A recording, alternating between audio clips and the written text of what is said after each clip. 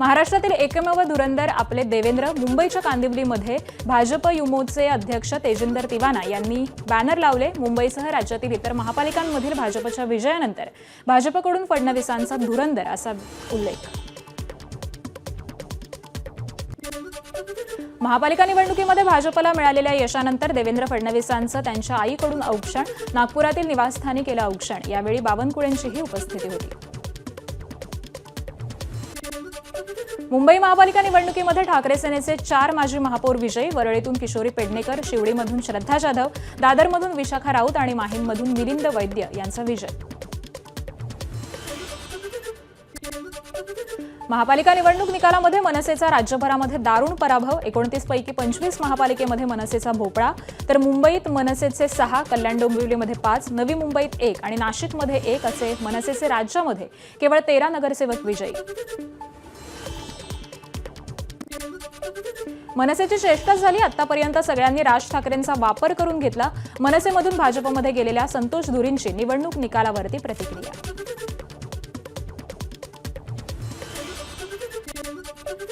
महापालिका निवडणूक निकालावरती राज ठाकरेंची एक्सपोस्ट। मनसेला अपेक्षित यश मिळालं नाही याचं दुःख राज ठाकरेंच्या पोस्टमध्ये उल्लेख।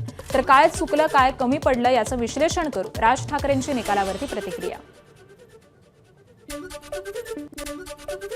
निवडणुका येतील जातील पण श्वास हा मराठी आहे हे विसरायचं नाही। राज ठाकरेंची महापालिका निकालावरती एक्सपोस्ट।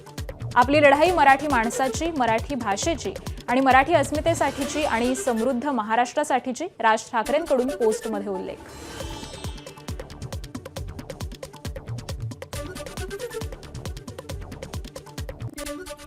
प्रतिकूल परिस्थितीमध्ये मुंबई महापालिकेत मिळवलेलं यश मोठं। संजय राऊतांची महापालिका निकालावरती प्रतिक्रिया। आम्ही पराभव मानत नाही, चांगल्या प्रकारे लढलो, राऊतांचं वक्तव्य। शिंदे जयचंद झाले नसते तर 100 पिढ्या झाल्या तरी भाजपचा महापौर झाला नसता, संजय राऊतांचं टीकास्त्र। तर शिंदेंनी फोडलेले 90% नगरसेवक पराभूत, राऊतांचा हल्लाबोल। रसमलाईच्या टीकेनंतर सोशल मीडियावरती राज ठाकरेंना डिवचणारे मीम्स। मुंबईतील भाजपच्या विजयानंतर AI व्हिडिओ तयार करत डिवचलं। अण्णामलाईंवरती राज ठाकरेंनी रसमलाई असं म्हणत टीका केलेली होती।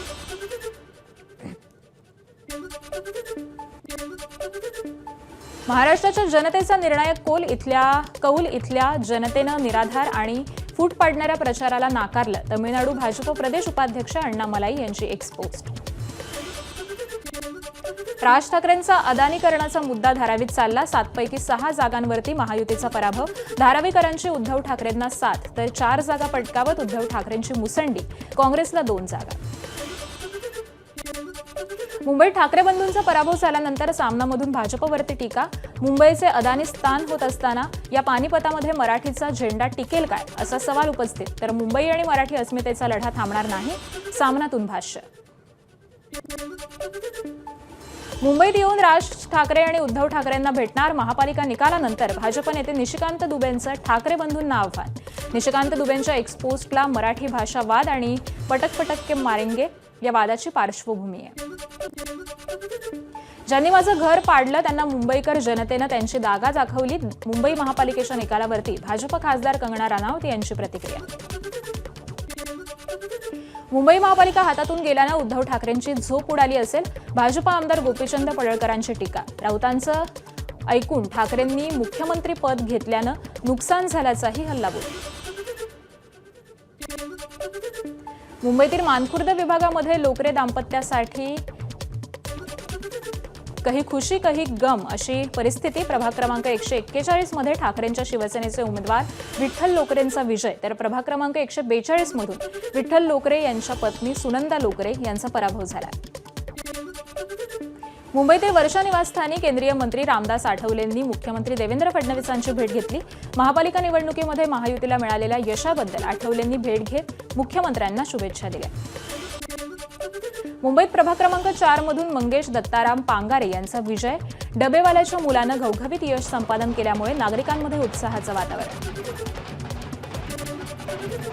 नवी मुंबई महानगरपालिकेमध्ये भाजपनं एकहाती सत्ता मिळवली। भाजपकडून शिंदे सेनेला डिवचणारी बॅनर। शिवसेना आणि भाजपमध्ये झडल्या होत्या आरोप प्रत्यारोपांच्या फैरी। वेडू कितीही फुगला तरी त्याचा बैल होत नाही. महापालिका निवडणुकीच्या निकालावरती ठाकरेंच्या शिवसेनेच्या नेत्या सुषमा अंधारेंची एक्स पोस्ट. तर शिंदे सेनेवर देखील अंधारेंचे टीकास्त्र. कुणी बी या, किती बी या आणि कसंही या. पुणे आणि पिंपरी चिंचवडकर महापालिकेमध्ये भाजपनं मिळवलेल्या यशानंतर खासदार मुरलीधर मोहोळ यांनी नाव न घेता अजित पवारांना डिवचलं. राज्यात शरद पवारांच्या राष्ट्रवादीचे केवळ 34 नगरसेवक विजयी, तर 29 पैकी तब्बल 22 महापालिकांमध्ये शरद पवारांच्या राष्ट्रवादीचा भोपळा. मुंबईमध्ये शरद पवारांच्या राष्ट्रवादीचा केवळ एका जागेवरती विजय. पुणे महापालिका निवडणुकीमध्ये शिंदेच्या शिवसेनेचा भोपळा. 100 जागांवरती उमेदवार दिले, मात्र शिंदेच्या सेनेला एकही जागा जिंकता आली नाही. रवींद्र धंगेकरांच्या पत्नी आणि मुलाचाही पराभव.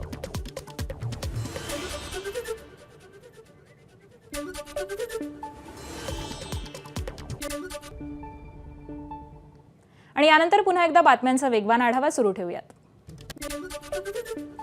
वसई विरार महापालिकेमध्ये बहुजन विकास आघाडीकडून बहुमत मिळवत दणदणीत विजय. 115 जागांपैकी 71 जागांवरती बवियाचे उमेदवार विजयी. आमदार हितेंद्र ठाकूर यांनी आपला गड राखत पुन्हा एकदा वर्चस्व सिद्ध केलंय. वसई विरारमधील नालासोपाऱ्यामध्ये भाजपची 9 महिन्यांच्या गर्भवती उमेदवार नमिता पवार यांचा दणदणीत विजय. गर्भावस्थेतील अडचणी असून देखील प्रचारामध्ये कुठलीही तडजोड न करता नागरिकांचा नमिता यांना कौल. मीरा भाईंदर महापालिकेतील प्रभाग क्रमांक 10 मध्ये फेरमतमोजणीनंतर शिवसेनेच्या पूजा आमगावकर विजयी. भाजपच्या कविता त्रिपाठी यांचा अवघ्या 8 मतांनी पराभव. शिंदेच्या शिवसेनेच्या पराभूत उमेदवार गणेश मोरेंच्या घरासमोर फटाके फोडत शिवीगाळ. नाशिकच्या प्रभाग क्रमांक 13 मधील सोमवारपेठ परिसरातील घटना. रहिवाशांनी मध्यस्थी केल्यानं वाद मिटला. भद्रकाली पोलिसांमध्ये गुन्हा दाखल. नाशिक रोड परिसरातील प्रभाग 18च्या भाजपच्या विजयी उमेदवाराला मारहाण. शरद मोरे यांना शिवसेनेच्या पराभूत उमेदवाराच्या समर्थकांकडून मारहाण झाल्याचा आरोप. जळगावात मंत्री गिरीश महाजन यांचे स्वीय सहाय्यक अरविंद देशमुख यांचा दणदणीत विजय. महापालिकेवरती महायुतीचं वर्चस्व सिद्ध होत असल्यानं कार्यकर्त्यांकडून ट्रक भरून गुलालाची उधळण. जळगावात पालकमंत्री गुलाबराव पाटलांनी विजयी उमेदवारांसोबत धरला ठेका. महापालिकेचं वर्चस्व सिद्ध झाल्यानं गुलालाची उधळण करत कार्यकर्त्यांचा जल्लोष. अकोल्यात महापालिका निकालानंतर भाजपच्या 2 गटामध्ये जोरदार राडा. भाजपचे प्रभाग 2 चे विजयी उमेदवार शरद तुरकर यांच्यावरती दगड आणि चाकून जीवघेणा हल्ला. निवडणुकीमध्ये आपलं काम केलं नाही, भाजपमधून पराभूत झालेल्या नितीन राऊत यांच्या समर्थकांचा आरोप. अकोल्यात ठाकरे सेनेच्या उमेदवाराच्या विजयोत्सवामध्ये अनोखं आणि भावनिक रूप. प्रभाग क्रमांक 12 मधून विजयी झाल्यानंतर सागर भारुका यांनी टिळक रोडवरील मोठ्या राम मंदिरापासून निमवाडीतील खाटू श्याम मंदिरापर्यंत चक्क लोटांगण घालत देवाचे आभार मानले.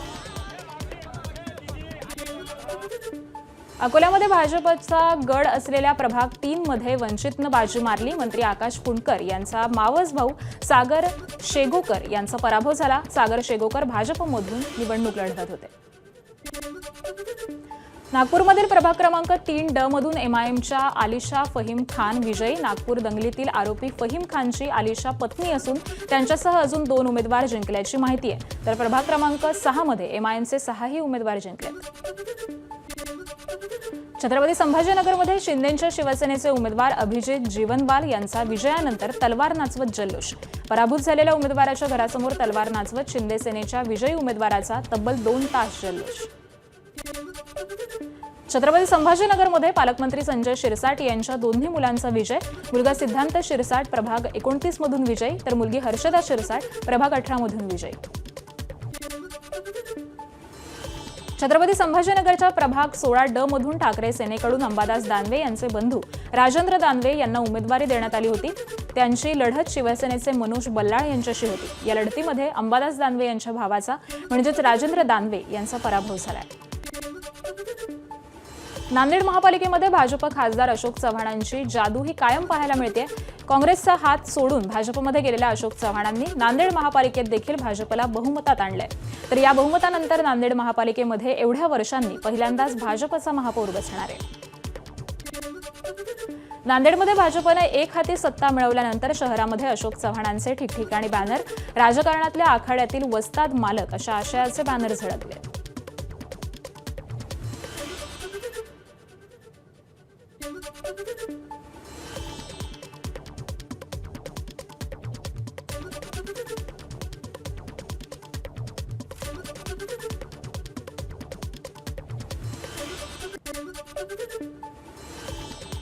जालना महापालिकेवरती भाजपची एकहाती सत्ता. महानगरपालिकेच्या पहिल्याच निवडणुकीमध्ये भाजपचा दणदणीत विजय. तर महायुतीमध्ये भाजप, शिंदेंची शिवसेना आणि अजित पवारांचे राष्ट्रवादी स्वतंत्र लढत होते. या लढतीमध्ये भाजपनं बहुमताचा आकडा ओलांडून 41 जागांवरती विजय मिळवला. तर विरोधामध्ये लढणाऱ्या शिंदेंच्या शिवसेनेला 12 जागा, तर काँग्रेस 9 आणि एमआयएमनं 2 जागांवरती तर एका जागेवरती अपक्ष उमेदवारानं विजय मिळवलाय.